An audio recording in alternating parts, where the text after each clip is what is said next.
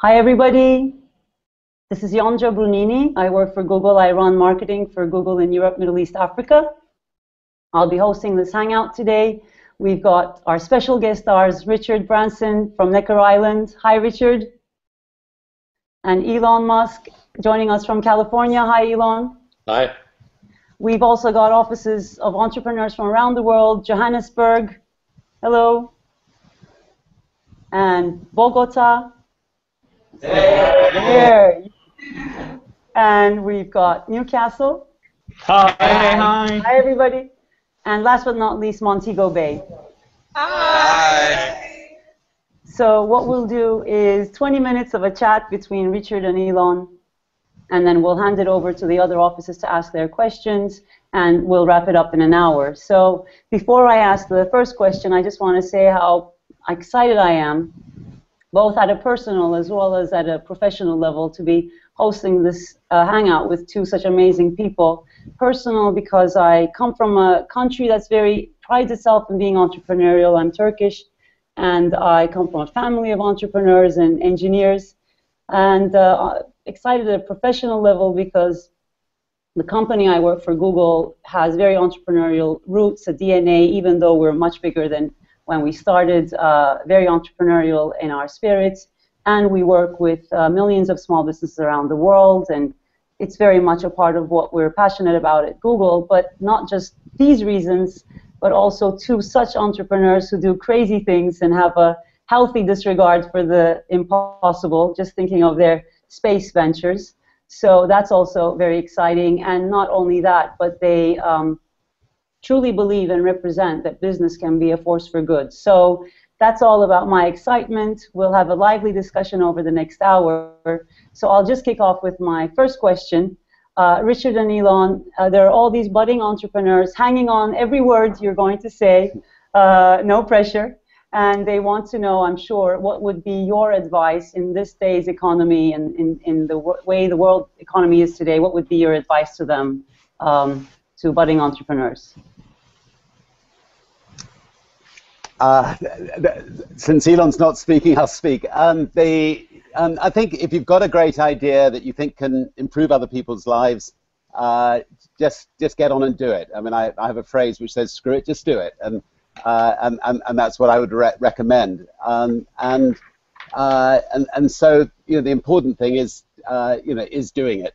There's so many people who come up with great ideas that are told it's not such a great idea, or just don't end up doing it. But the key thing is give it a try. If you fall flat on your face, pick yourself up and try again. Are you being asked that question, or are you being told that something's impossible and crazy, and you're doing it anyway right now? I think most things that we've done at Virgin, people have said, it's mad to do it. I mean, when we went into the airline business, when we owned a record company, people said, what on earth is somebody from the entertainment business wanting to start an airline? And I think, what they didn't realize was actually people on airlines want to be entertained. They want to have a fun, good experience, which they didn't have when we started the airline business 30 years ago. So I think most of the things that we've done, there've been plenty of people who've said not a good idea. Elon, your turn. Where are you? Sure. I think it's important to it's important to take as much feedback as you can from as many people as you can about whatever idea you have. So the whole idea around creating a company is that you're putting together a group of people to create a product or a service, and in order for for it to make sense for that group of people called a company to exist, it has to be a really good product or service. Otherwise, there's no point in that company existing. So you want to just be extremely rigorous about making the best possible thing that you can, and seeking try to find everything that's wrong with it and fix it. That's really important. So something I often say is you should seek negative feedback. particularly from friends. So seek critical feedback. Ask them what's wrong, and you often have to draw it out in a nuanced way to figure out what's wrong, because friends don't want to tell you exactly what's wrong because they don't want to hurt your feelings. But they often know, and so that can be really helpful. And then you keep trying to make it better and better, and then if your product service is sufficiently better than whatever else is out there, or if there's nothing else like it, then the company will succeed. Excellent. Yeah, thank you. Yes, Richard. Sorry. No, I was just going to add to what Elon just said, and that is, it's so important to be a good listener. And there are too many people who think they know it all, and like hearing their own voice. But being a good listener, you can get so many other ideas from other people to work out whether your idea is a good one or not. I'm listening. No. Okay. All right.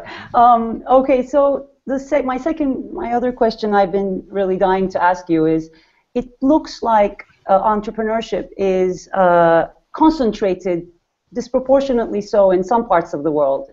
Why is Silicon Valley only in Silicon Valley? Why is Israel so much more entrepreneurial? Shouldn't there be more such places scattered around the world? And should you do something about it? Should we do something about it? Well, I think Elon can start the answer on this one since he's from Silicon Valley.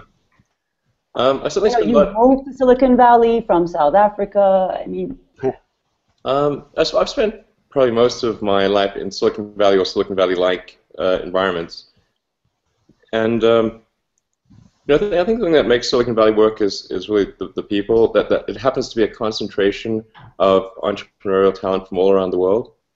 And particularly in technology. Obviously, Silicon Valley is very technology-oriented, but most businesses that start are not technology businesses. They're in all sorts of other sectors. So, I think the reality is that there's a great deal of entrepreneurial activity throughout the world.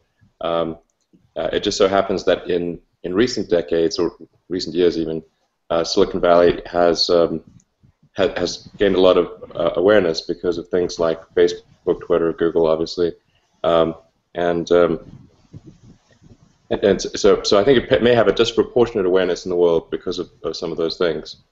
But it is, if you want to start a technology business, there's no place like Silicon Valley. There's just no place that has the infrastructure, whether it's accounting, legal, real estate. And it's just gotten really good at creating companies. However, it should also be said that Silicon Valley, like most companies in Silicon Valley, fail. So there's a pretty high failure rate of Silicon Valley companies, as there is around the rest of the world. So it's not as though if you're there you will succeed. It's an extreme Darwinian exercise, I would say, in Silicon Valley. But in terms of what the rest of the world can do, what sort of I'm trying to think of a useful thing I could say. It's do whatever you can to foster the growth of young small companies, because a young small company it's like a little tadpole. It's got a it's very fragile. Odds of success are very low. So anything that can be done to allow it to grow a little bit and to sustain itself in the face of much larger companies is extremely important. And so that would be my advice to, say, governments or on regional or state level, is do whatever you can to shield the smaller companies and allow them to grow and be competitive, because the big companies will try to stamp them out. And I know Richard had an incredible battle with British Airways, and thank goodness that worked out, because Virgin's awesome. So. I don't know if Richard, if that's an anecdote you'd want to share, but it's pretty. I think that whole story of your battle with British Airways is pretty incredible. Yeah. Well, big companies will try to stamp out small companies, and it's government's role generally to try to make sure that doesn't happen. Governments don't always play that role very well, and therefore, in the end, it's up to you to shout foul and use whatever means you can to defend yourself. And when British Airways went to extraordinary lengths to get rid of us, we took them to court. We won the biggest sort of libel damages ever in the British courts, and British Airways backed off. And if we hadn't done that, I don't think Virgin would be around today. And it was a previous head of an airline, Sir Freddie Laker, who gave me the advice: sue the bastards, because they put him out of business, and they said they will try the same to you. In America, we've got United doing everything they can to try to get rid of Virgin America by loading capacity onto all our routes, where it's going to be very difficult for them to actually make money. And we're fighting our corner hard. Fortunately, the quality of the product is so much better than theirs that people will go out of their way to travel Virgin America, and therefore I think we will survive and we will thrive. And that's an important lesson. You've just got to be the best, the best in your field, as Elon said earlier. I mean, just going back to the original question, I think Silicon Valley has the advantage of being first mover. So they got in there. They built a reputation for having great companies, and therefore they attracted people from all over the world who wanted to go and work there. In a small country like Great Britain, we've urged the government to set up something, where instead of just getting grants to go to university, you can get grants from the government to set up your business and your business idea. And I think that could be fantastic. I mean, if you can get £10,000–20,000 to set up your business from the government, or you should be able to therefore attract some money from other entrepreneurs as well, and that's all you need often to start a business. Just getting that initial seed money. So I think if governments could do things like that more around the world, that would be good. Great. Both of you are saying similar things around governments playing a bigger role in this. What about failure? You mentioned this earlier, Elon. You were also saying there's a lot of failed startups in Silicon Valley. How has failure played a role in your success, so to speak, or in your careers, so to speak? Well, in all of the companies that I've been involved with, there's always been a very difficult time the very difficult time is usually shortly after the beginning, actually. It's, when you first start out the company, things seem very optimistic and rosy and exciting. I think maybe for the first 6 months to almost a year, it's pretty good. And then things start to go wrong. This has at least been my experience. And you make mistakes that you encounter issues you didn't expect. You step on landmines, and it's bad, so like years 2 through 4 or 5, usually quite difficult. There's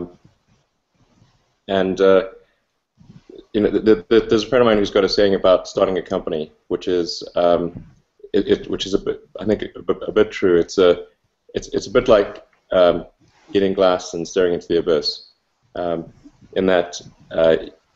In the most cases, companies go through this phase where you're in constant danger of the company dying, just constant. And then if you're the co-founder or CEO, you've got to do all sorts of things, all sorts of jobs, like and tasks that you may not wish to do, that are not intrinsically interesting to you. And so that's the eating glass part. There's quite a bit of that too.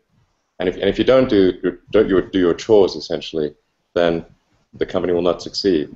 And you've really got to be prepared to do whatever it takes, work whatever hours, and no task is too menial. I think that's the right attitude for the CEO of a startup. Anyway, so that's been the case actually with every company that I've been a part of. So if you take it, say SpaceX, the first 3 launches that we conducted failed, and it was a very, very painful exercise. and we were just too stupid to know how to make a rocket go to orbit. And I'd actually set aside money for that. I budgeted. I thought, okay, we could afford 3 launches, and then the third one failed. And we were just barely able to scrape together enough money for a 4th launch, and this is in late 2008, and that succeeded. And if that had not succeeded, the SpaceX would not be around today. In that same time period, Tesla was raising financing in 2008, and then the whole financial crisis hit, and the financing round fell apart. And we just make a long story short, we were able to finally close a financing round on Christmas Eve 2008, which was the last hour of the last day that a financing could be closed, after which the company would go bankrupt. That was a stressful time, I have to say. So things have improved quite a bit since then, but it wasn't that long ago that the companies were almost dead. Yeah, I think.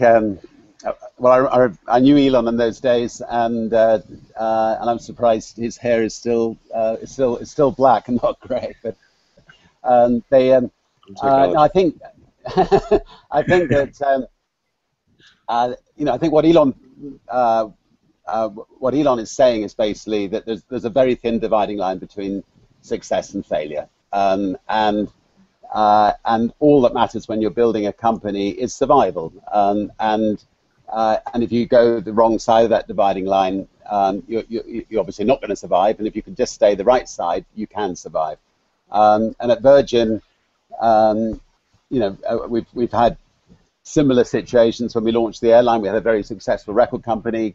Came back to find the bank manager sitting on our doorstep, saying that he will, that was on the Friday, that he was going to foreclose on the Virgin Group on the Monday, and we had to scramble over the weekend to get our overdraft facility down to the level that he wanted it, and then by the end of that week we had to find another bank, and so so fighting to survive is it goes without saying, but it's absolutely critical, and most companies do not survive, so I think the important thing to learn from it is you're going to learn an enormous amount by actually building a company, and if you don't survive, you're one of like 8 out of 10 companies do not survive. So so you shouldn't feel completely downhearted from it. You should learn from that and just try again, and that's what limited companies are for. It's there to encourage entrepreneurs to give it a go, do everything you can to survive, work day and night to make sure you do survive. But if you don't, just pick yourself up again and try again, and keep trying until you finally succeed. And there are many big entrepreneurs in the world who've had companies that have failed in their lifetimes. Thanks for that. I think I'd like to ask one last question to each of you, and then ask the other offices to join the Q&A. First to Richard. Richard, I know you believe business is a big force for good. Can you tell us what you've been doing in that area recently? I think you're doing some really inspiring stuff. Could you share that with us? Well, I mean, business in itself is a force for good, because what you're doing is you're creating something which is going to make a positive difference to other people's lives. So just being an entrepreneur, I think is a very positive thing. Having said that, I think if you are an entrepreneur and you've built a successful company, you can use your entrepreneurial skills to look at some of the seemingly intractable problems of this world and see if you can address them, which sometimes politicians or social workers may not be fully equipped to do. And at Virgin, we've incubated quite a lot of not-for-profit organizations like the Carbon War Room, like the Elders, like the Oceanic Elders, like the B Team, which is our newest not-for-profit, which is designed at trying to get companies around the world not just to think about the bottom line, which is very important, but also to think about their environmental footprint, also to think about people and trying to unite businesses to try to get out there and get on top of the world's problems. And I think if enough business leaders can work in it, we can get on top of the world's problems. But we need every business in the world to give it a go. And Elon, as Richard said, each business, each entrepreneur is even if it's for profit, can be a force for good, and you've got a lot of work to prove that as well. There were a lot of my friends told me to ask you about Hyperloop. I just thought if you'd share a few of the latest updates on that. I think you've got an update August 12th coming up, but I wondered if there's anything you could share with this exclusive audience.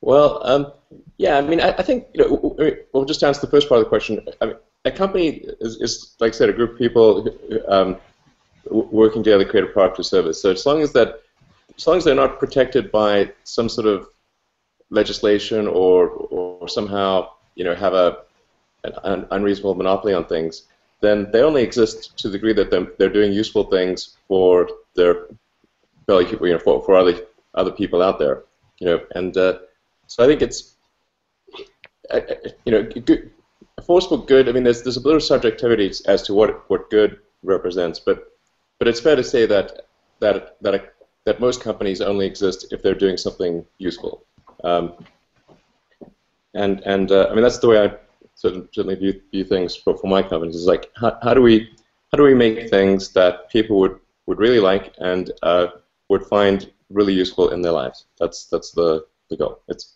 really pretty commonsensical, I think. And then, well, let's see, on the Hyperloop, what can I say? When I was trying, I can say a bit about where the Hyperloop's coming from and what I think the goal of such a thing would be. I originally sort of started thinking about it when I read about California's high-speed rail project, which was somewhat disappointing because it's not a very high-speed rail. It's got an average speed of, I think, 125 or 130 miles an hour, and takes a slightly circuitous route from Los Angeles to San Francisco. And so it's actually worse than, let's say, taking the plane. I mean, I'd much rather take a Virgin America plane than take the train. And so it seems like, why would one want to do a big expensive project like that, which is slower than alternatives and likely, I think, will be more expensive than alternatives. So I get a little sad when things aren't getting better in the future. Another example would be like the Concorde being retired and the fact that there's no supersonic passenger transport. I think that's quite sad, because you want the future to be better than the past, or at least I do quite a bit. And anyway, so I got to thinking about what could be the best way to get from LA to San Francisco, or essentially what would be the optimal solution in the special case of a city pair that is less than, say, 1,000 miles, and where there's a great deal of traffic between those city pairs. I think once you get to the sort of 1,000-mile range, you should just take a supersonic plane. But less than that, you spend a lot of time climbing and descending. So since the climb descent part is significant for routes less than 1,000 miles, or 1,500 kilometers, or 1,600 kilometers, I should say, it may be better to figure some other means of doing it. So one necessary. So if you think of like the criteria. Apologies if this is going on too long. Just cut me off. No, go ahead. You have to first say, well, what is the right question to ask? Like, how should this be framed? And I think you want a transport mechanism that, let's say, is on roughly twice as fast as the next best alternative, that costs less, that is safer, that is not subject to weather, and is more convenient. Like, if there was such a thing, then obviously I think most people would take it. In fact, it would increase the travel between such city pairs because of the increased convenience. So you could conceivably live in San Francisco and work in LA. Just as when the Union Pacific joined California, people were saying, "Oh, there's hardly anyone that lives in California. This whole railway line is a silly thing," and they calculated the number of people that would travel as being very low because there wasn't anywhere to go to. But that was because people were going by wagon, which is extremely inconvenient.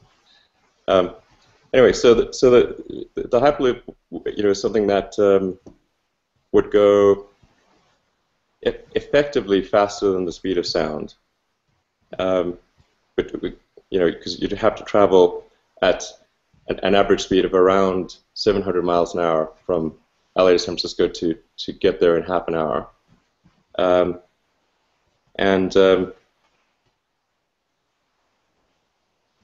It does involve a tube, but not a vacuum tube.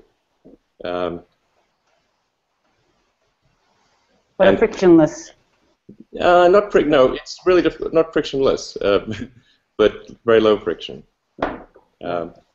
Anyway, the full details, sorry for the laborious answer, will be on Monday. Okay, thanks a lot. It seems like you both have frustration with something as a starting point. I don't know if that's a fair observation. I think I heard Richard say that once, but that's interesting to observe and to listen to as we hear you both speak. But before I think sorry. Many of the best ideas come out of personal frustration, and I'm sure a lot of the entrepreneurs who are listening have started their businesses from personal frustration, which is an admirable way of starting a business. Absolutely. Yeah. Frustration is good. That's one thing I'll note down from this. So, okay, I know there's lots of burning questions in the other locations to both of you. I'll start with Johannesburg, Branson Center for Entrepreneurship. Gavin? Hi there, Hi, Gavin. Hi, Richard. Hi, Eli. It's Gavin from the Branson Center here in South Africa. Since we moved here to our new home in Johannesburg in October 2010, the Branson Center has trained and provides continuous support to 500 entrepreneurs from 460 businesses spanning 21 industries. And today we have 70 of those entrepreneurs hanging out with you here at the center. Before we ask our questions, Richard, we look forward to spending some time with you when you next visit your center here in Johannesburg. And to Elon, this serves as a formal invitation for you to visit us here at the center when you next travel to South Africa. All right, sounds good. I look forward to visiting it. Yeah. Our first question is for you, Elon, and it's from our Branson Center entrepreneur, Denise Sherman. Hi, Elon. I'm Denise Sherman, owner of Customized Training Videos. My question to you, you've worked with a wide range of teams and you actively encourage disrupting the status quo. What is your secret to keeping a team of disruptors working well together?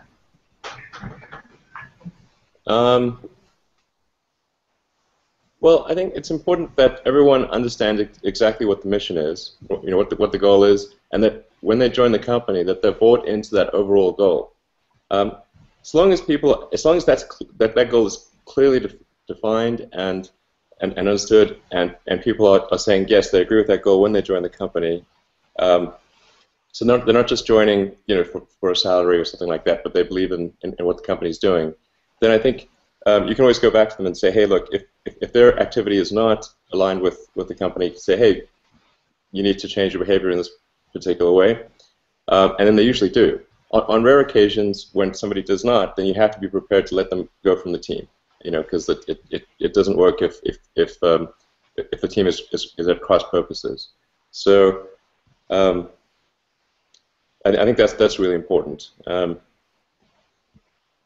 the fundamental job of the CEO is vector alignment, is getting everyone aligned and allowing them to work to their maximum potential, and making sure that people look forward to coming to work in the morning, and the result is then people don't want to leave because they're enjoying themselves and they're making progress, and that's what people generally want to do.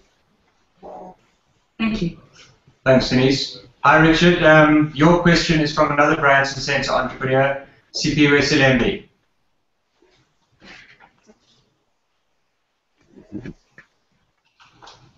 Hi, Richard. I'm Sipiwe Silembi, the owner of Blessings Hotels. I believe every person was created to live a meaningful life with purpose. My question for you is, as a business tycoon, do you feel like you have a responsibility to change people's lives through entrepreneurship? Sorry, your voice cut out just as you were asking the question. Could you say it again? As a business tycoon, do you feel like you have a responsibility to change people's lives through entrepreneurship? To change the world through entrepreneurship? Yes. Is that right? Yeah.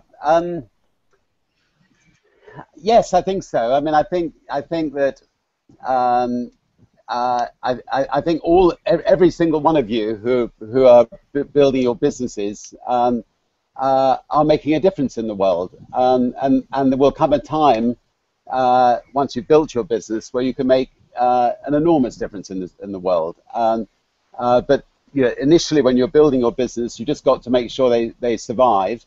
Obviously, try to do things you're proud of in the process, but you're not going to be in a position where you know you're really going to make a massive difference in the world as you're building the business. The important thing is that you survive and build your business in the first stage. But once you've actually got your business established, then I think you can you know, think what can I do to make a real big difference in the world. And as I said earlier, you know, I would really encourage you to aim one day to do that. Tell me what's the business you're doing? I'm into student accommodation. And how are you managing? Yeah, well, there are challenges, you know, as small and as we are running small companies, there are a lot of challenges. So I would say the center has been really helpful to us by providing us with the tools that can take our companies to another level. So, well, I look forward to seeing you in October when I come, and wish you all the best with it. And I'm sure Elon does as well. Absolutely. Thanks. I can't wait to see you. Thanks, Richard. Thanks, Sipiwe. And finally, from us at the Branson Center, it's a very special thanks to John from Google South Africa, who has pulled together this event with the many parts today. So over to you, John. Thanks, Kevin. Hi, my question's for Elon. I've always heard that one of the most important things in getting a business right is extreme focus on one thing. I'd be really interested to understand how you keep focus on so many different projects and different businesses and still maintain such velocity. Well, yeah, I mean, I think it's certainly true that if you're particularly at the early stages of a company, you have such limited resources. If you don't focus them, then and you diffuse them, then your chances of success are much less. So it's and I would definitely not recommend trying to create two companies at once, as sort of happened with SpaceX and Tesla. In fact, it wasn't originally my intention to run Tesla, but I had to do so in the end. Yeah, but I really wouldn't recommend it, honestly. It's quite a lot of it's more work than, yeah, it's too much.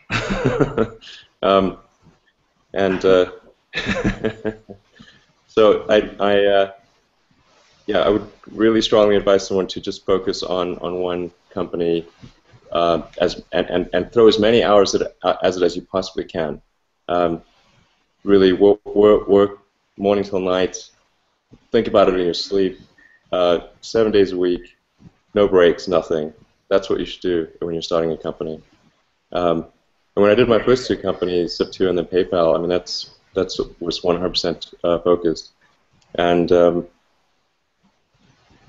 yeah, I was always hoping that Tesla wouldn't be necessary, but it was when it became clear that the big car companies were not going to do electric cars by themselves, then that's when it became necessary.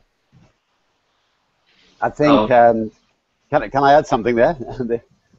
Please. Sorry. No, I think the absolute key. I mean, I would agree with everything Elon said, but then the other thing I think you've just got to do is quite early on in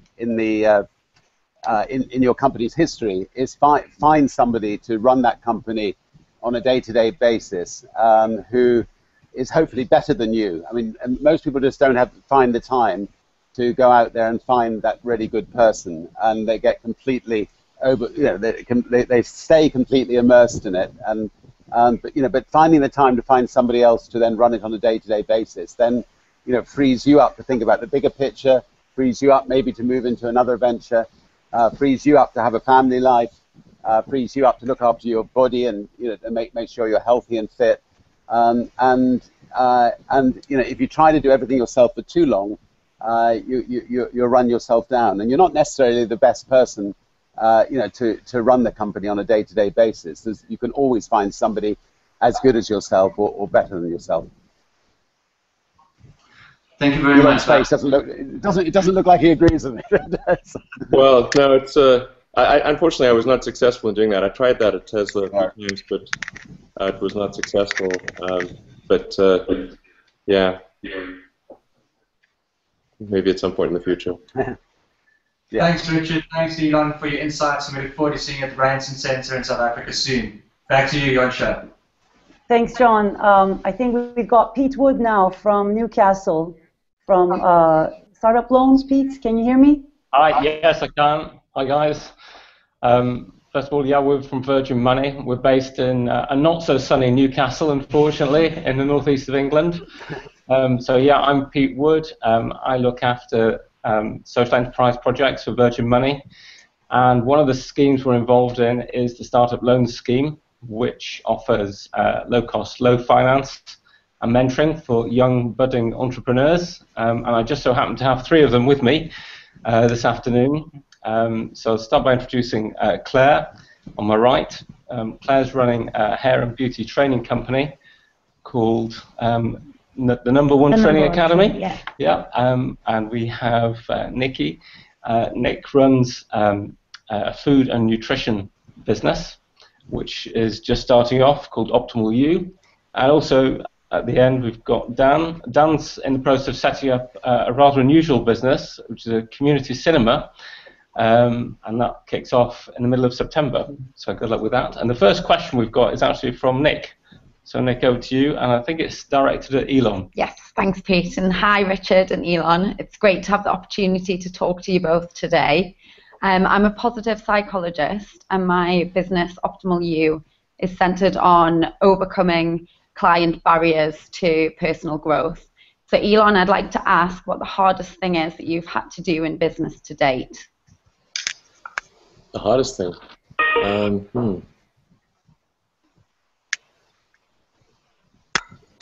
Well, I guess there's 2 ways to think of hard. Like, it's one sort of emotionally hard, I suppose. What was sort of really emotionally hard and what was kind of hard work.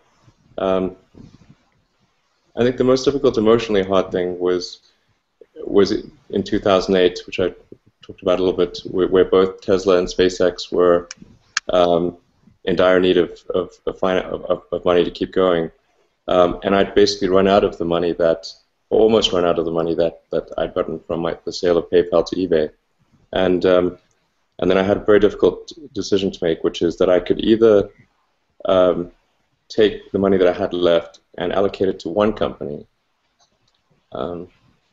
or 2, and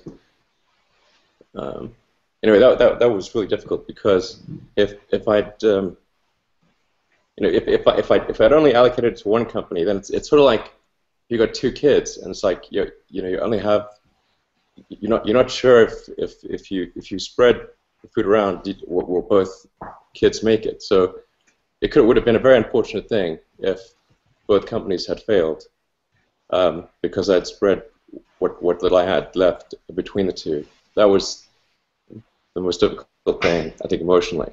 And then, hard work-wise, I think it was just that since then and continuing to now, that it's just running 2 companies directly is extremely difficult. So the workload is super high. But I do think things are getting a bit better on that front, particularly this year. So I think that's probably how to answer that. Yeah. Thank you. Okay, thanks. And Dan, you had a question as well? Yeah, hi, I'm Dan Ellis, and I'm opening a charitable community cinema, Jamjar Cinema, in my hometown of Whitley Bay, which is really exciting. More than that, we work with a lot of volunteers who each bring with them really creative and exciting ideas. So my question's for you, Richard. And when someone comes to you with an idea or a proposal for a partnership, what criteria do you use to determine the viability of that idea or the partnership? Well, I think that the most important thing is the individual, whether or not you feel the individual is capable of doing the idea. I mean, there are many people who have similar ideas and great ideas. It's just whether they can actually deliver that idea. So trying to work out whether the person has will work all the hours that needed to deliver it, whether they're good motivator of other people, so as with it, a company is simply a group of people, and you just want to be absolutely sure that the person that the person who's coming to you with the idea is somebody that you feel can deliver, and then everything else flows from that. Brilliant. Great. Okay, thanks, guys, and that's our questions done, I think. Cheers. Okay, then now it's Virgin Mobile Colombia. Hi there. The lively bunch. Hi, how you doing, Yonka? Guido, I think, Guido, you had a question, right? Yes, I'm Guido Sacconi. I'm lead of marketing of Virgin Mobile Colombia. We're just starting our 5th month of operation. Thankfully, we have had lots of success, but even greater fun. And today we're very happy and proud to be here with Andy for the Future, which is an initiative that Yvonne Cuello leads. Hi, I'm Yvonne. I'm from Andy for the Future. We are an entrepreneurship program that has presence in 5 cities, and we are around 300 entrepreneurs. I'm here with 5 of the 300, Esteban, Camilo, Diego, and Felipe. We hope to see you down here soon to meet all the amazing things that are happening here in Colombia. So I have one question for Richard. Why do you think big companies and corporations should support and get involved with entrepreneurship, and how? Well, first of all, I'm looking forward to coming to Colombia later this year, and look forward to seeing you all there. And it's also wonderful that Colombia's back on its feet again, and that some of the nightmares we've been through seem to be you seem to be able to put into the past. Oh my God, I've forgotten what question you asked now. What was the question? Can you say it again, please? Is that as we are part of a national business association, that we are called Andy for the Future, because we want to build the next generation of companies in Colombia. I was wondering, what do you think like the big companies and corporations should get involved in and support entrepreneurship, and how? I certainly feel that people like Elon and myself, who are fortunate enough to, have had the fortunate breaks that have given us the success that we've got, need to help other people who are trying to build their companies, and whether it's through entrepreneurial schools, whether it's giving up. Elon's just given up an hour of his time to talk to people around the world today. Sharing his ideas, whether it's campaigning with governments to try to make life easier for entrepreneurs. I think there are plenty of ways. I think that those entrepreneurs who've been successful can give back by helping other people, get set up. Whether it's even by putting some money aside to help young entrepreneurs, get set up. Very, very small amounts of money can be all that it takes to set up a company. I set Virgin up on a $200 pounds that my mother had managed to claim from a necklace which she'd handed into the police station, and nobody claimed it, and she gave me the money. And it is literally very small amounts of money like that. They can be the start of what can turn into empires, many, many years later. Anyway, good luck to you all in Colombia. Thank you. I'm going to let Esteban ask another question and introduce one of our entrepreneurs. He's actually from Medellin. So I'll let Esteban speak. Hi everybody. I'm speaking on behalf of all the entrepreneurs here in Colombia. First of all, I want to thank you, Elon and Richard, for your time and for this terrific experience of sharing your experiences with us. My question is for Elon, and it's about talent. It is a fact that talent is the most important asset in any company. However, for us, for the entrepreneurs, in a starting phase, it is difficult to recruit and retain talent, not only for the economic perspective.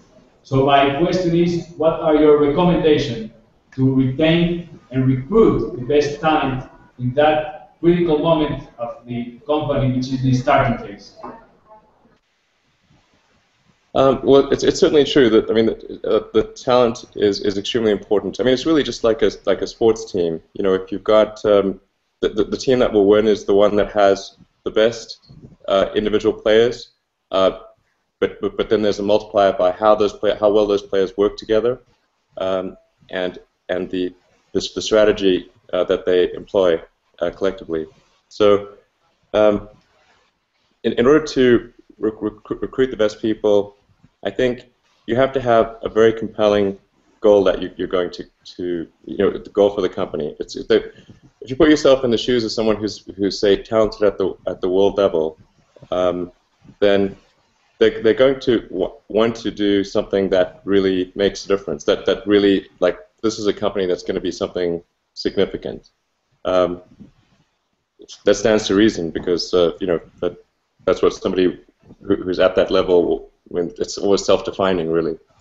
So you have to have they have to believe that this is going to has the potential for a great outcome, and they have to believe in whoever the leader of the company is.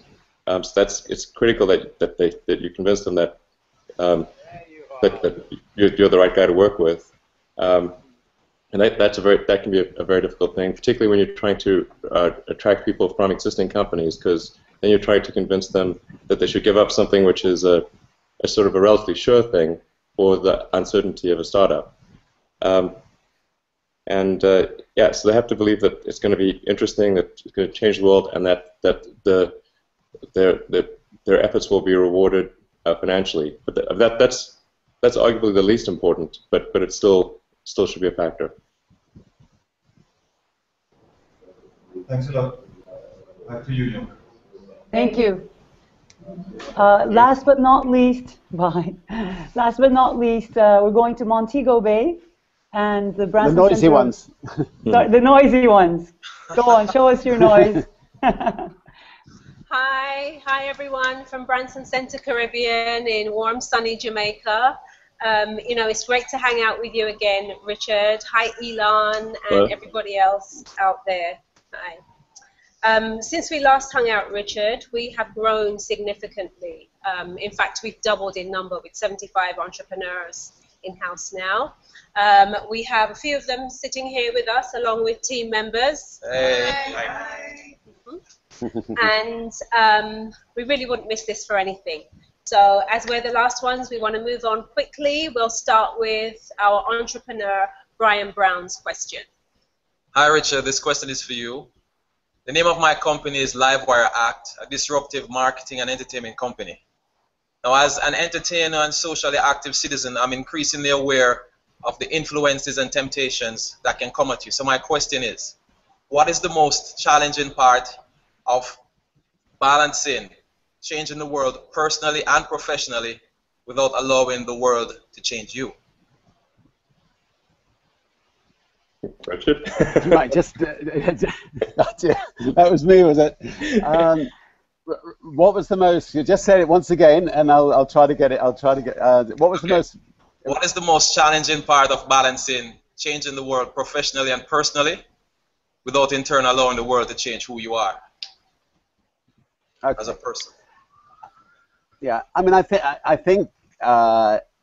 I'd love Elon to give his answer as well, but I think the most important thing is not to let your business completely absorb your life 100%, especially if you've got a family or if you've got a partner, you've got children. So trying to get a balance in your life is really important. Trying to make sure you do have the time to look after yourself is really important. And as I said earlier, it is just so important that you surround yourself with other people who can share the burden with you, people who you can enjoy the good times with, get through the bad times with, and who can take some of the load off your shoulders. And so I think as a good leader does not try to do everything themselves. A good leader is somebody who's willing to let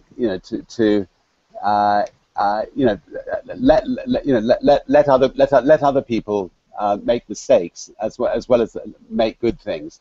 So I think as early as possible, just find people to work with you who can share the burden and don't feel that you're the only person that knows all the answers. So on to our second question, which is from entrepreneur Dwayne Samuels. Hello, Richard. Hi, Elon. I'm from Zormis. My name is Dwayne Samuels. And my question is for you, Elon. You've been regarded as today's Henry Ford, and some would even say you're the closest thing we have to Tony Stark. You're conquering transportation and space and land, and also you help to create a platform for money. What's next? Apart from Hyperloop, what's next? Robots? Teleportation? Teleportation would be cool, certainly. I think I'm somewhat. I probably have a bit too much on my plate as it is with SpaceX and Tesla, and then I still have to allocate a little bit of time to Solar City. Although fortunately, in the case of Solar City, there are some really great guys there that run it day to day and are just fantastic. So I mostly just show up to hear the good news at Solar City. Yeah, so, but as far as, I mean, the thing that I think would be, if I were to start another company in the future, which I don't think would be anytime soon, it would be to try to create an aircraft that is a supersonic, vertical takeoff and landing electric jet. I think that's sort of the ultimate form of transport, with the exception of what I was mentioning earlier, which is city pairs that are really close together and have a huge amount of traffic between them. That's where the Hyperloop would win on that special case. But in the general case, it's a supersonic vertical takeoff and landing electric plane, because obviously it would have some environmental benefits being electric and be quieter. Supersonic, it would be very fast, and if you fly high enough and have the right geometry of the plane, you can make the sonic boom no louder than current planes. And then the vertical takeoff and landing part would mean that you could land much closer to your destination instead of landing at these huge airports with super long runways. And I think that would really be great. I wish somebody would do that. And so if somebody doesn't do that, maybe at some point in the future I will. Thanks a lot. Okay, thank you very much for answering our questions, and back to you, Yonka. Thanks, Sharon.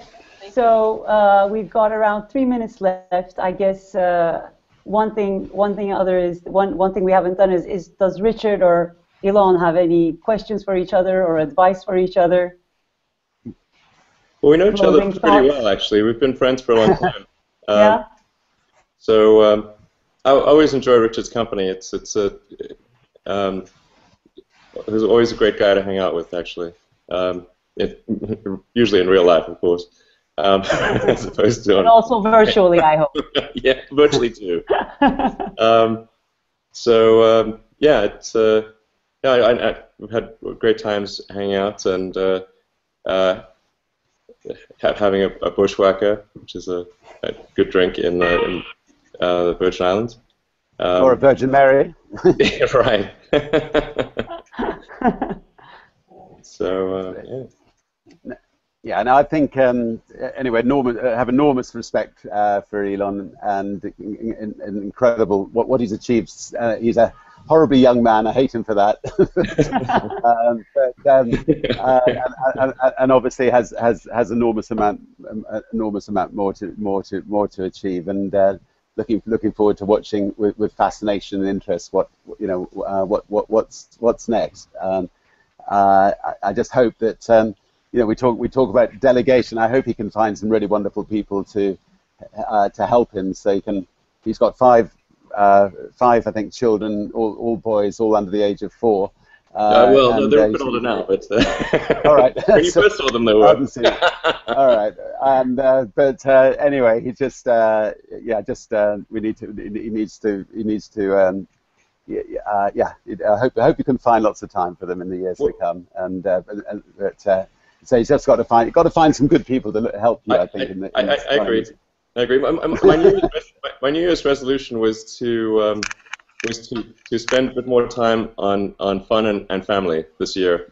So I think I'm making a little bit of progress, and I think you're absolutely right about that. So.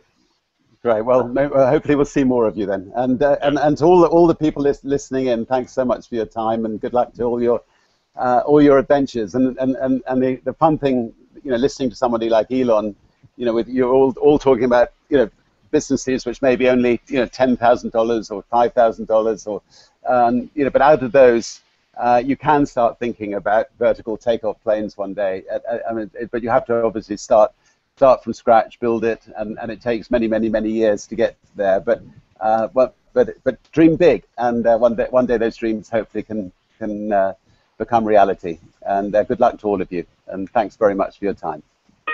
Absolutely. Thank you. And thanks to Google. Thank you, and thanks, John, for organizing this. Thank you so much, Richard and Elon. Cheers. Thanks. Bye-bye. Thanks, guys. Thank you. Cheers. Bye-bye.